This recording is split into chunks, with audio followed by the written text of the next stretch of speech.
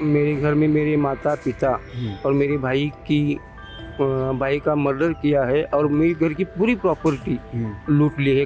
ये सब जो किया गया है मेरे गांव के जातिवादी लोगों ने पॉलिटिकल लीडर का सपोर्ट लेके किया है। मेरे पास तो पैसा नहीं है, तो मेरी विनती है कि केंद्र सरकार की ओर से एक एक्सपर्ट अच्छा सा वकील मुझे मिल जाए ताकि मुझे न्याय मिल सके। देखिए मेरे साथ आपको तस्वीरों में एक व्यक्ति बैठे हुए दिख रहे होंगे और ये आपको बता दें कि महाराष्ट्र के कोल्हापुर से चलते हुए दिल्ली आए हैं और दिल्ली में अपनी मांगों को लेकर आज धरना पे बैठे हुए हैं। इनका आरोप है कि कुछ राजनीतिक दल के नेता हैं, उन्होंने इनकी प्रॉपर्टी पे कब्जा कर लिया है। इनके परिवार के कुछ लोगों को जहर देकर मारने की कोशिश की है, जिनमें से 3 की मौत भी हो गई है। क्या है पूरा मामला और सर क्या नाम है आपका? मेरा नाम राजेंद्र मारुति कांबळे, मुक्काम पोस्ट करड़ाल, तहसील कागल, डिस्ट्रिक्ट कोल्हापुर से हूँ। तो आज आप जंतर मंतर आए हैं, क्या पूरा मामला है, क्या कुछ परेशानी है आपको? देखिए सर, मेरे घर में मेरे माता पिता और मेरे भाई का मर्डर किया है और मेरे घर की पूरी प्रॉपर्टी लूट ली है कागजात के साथ। प्रॉपर्टी की जो कागजात पिताजी ने रखे थे वो कागजात के साथ उन्होंने प्रॉपर्टी लूट ली है। इसीलिए मैं कोर्ट गया था और पुलिस ने एफआईआर दर्ज नहीं की, इसलिए मैं खुद ही कोर्ट में गया था।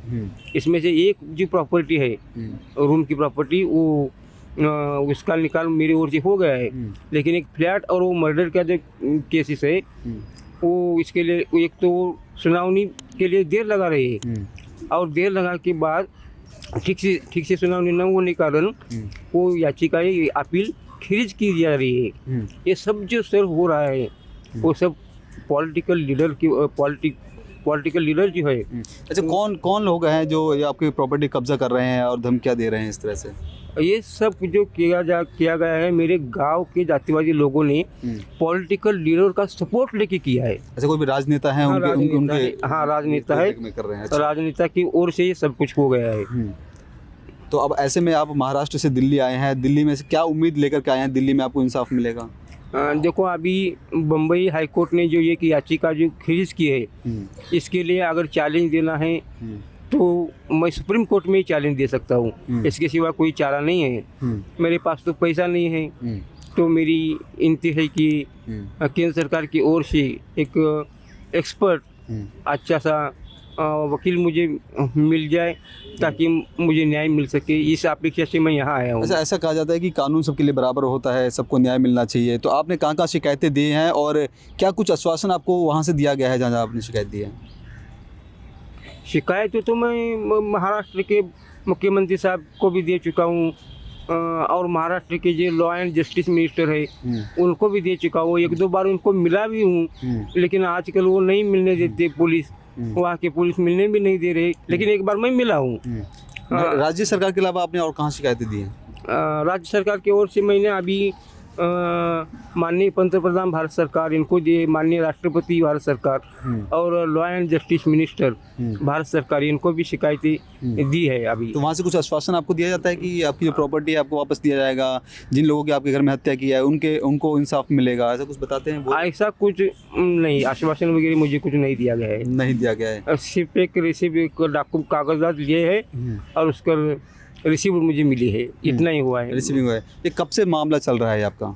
2018 से चल रहा है। 2018 से चल रहा है। लेकिन अभी तक आपको कोई इंसाफ नहीं मिला और इंसाफ की कोई गुंजाइश भी आपको नहीं दिख रही, ऐसा क्या? नहीं, एक केस मैंने बताया ना सर, एक जो है मेरे रूम की झोपड़पट्टी की रूम की वो शिकायत मेरी ओर से हो गई।